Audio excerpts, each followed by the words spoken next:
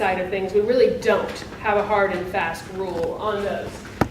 VA says you have to have sufficient means. If you don't have sufficient means to support yourself, then you will qualify for some of this benefit. Well, what in the heck does that mean? They throw around this $80,000 figure. If you apply for a VA aid and attendance benefits and you have more than $80,000, you will get denied. If you apply for if you apply for VA benefits and you have less than $80,000, you still might get denied. But what they're looking at is what is your monthly income, what is your monthly shortfall, how big is your negative each month, and what's your life expectancy. And the VA has a life expectancy table. So if someone is 95 and has a shortfall, they're going to be allowed to retain fewer assets. They're not going to be able to keep this $80,000 because you look at the life expectancy table and it says, well, your life expectancy is only 4 years, and so you only need X number of dollars to carry you through that shortfall over the next number of years. So for that reason, a 90-year-old isn't going to be allowed to have as many resources as compared to a 70-year-old who's applying for the benefit, because looking at the table, their life expectancy is much longer. It's strictly what the table says. Reality plays no part here as to what the life expectancy really is. It's really just what that table says. So it's more of a moving target and harder to determine. But when you're applying, you need to keep that in mind, that $80,000 is not the end-all, be-all magic number necessarily. Unless you're talking over $80,000, then yes, you're going to get denied.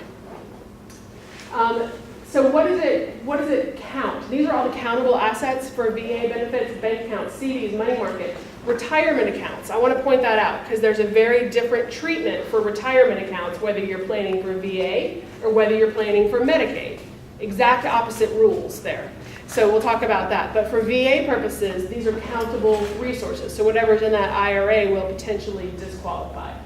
The other big thing for VA benefits is there's no transfer penalty right now. There has been legislation introduced a couple of times in the past couple sessions of Congress to impose a penalty period, saying you can't just give all your assets away and then immediately get eligible for VA. But for the time being, you can. So you can give assets away. When you apply, they don't ask what have you had for the past 5 years or however many years. The legislation that's been introduced is proposing a 3-year look back for VA benefits, but it hasn't gone anywhere over the past 2 sessions. And the VA's got a little bit going on right now. So it might not go anywhere for a little while longer.